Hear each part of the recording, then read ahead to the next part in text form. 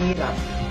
Nahirap lang ako, pero never ako naging madamot sa ibang tao. Bahay man namin ay hindi kagandahan, pero once na pumunta ka, ay akin pa rin paghahandaan. Mahirap lang ako, pero hindi ako madamot sa kapwa ko. Kung hindi ko kaya magbigay ng pera, diskarte at pakikisama ang baon-baon ko. Sa bahay namin, kapag dumalaw ka, ay ipagluluto kita. Basta meron, walang problema.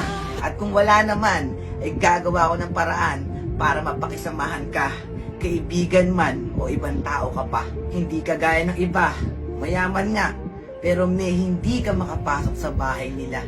Na kahit kamag-anak mo pa, ay parang hindi ka nakikilala. Nang dahil nga siguro, hindi kayo pantay ng antas sa isa't isa. At kung ikaw naman ay makapasok sa bahay nila, ikaw pa ang magsisilbi sa kanila.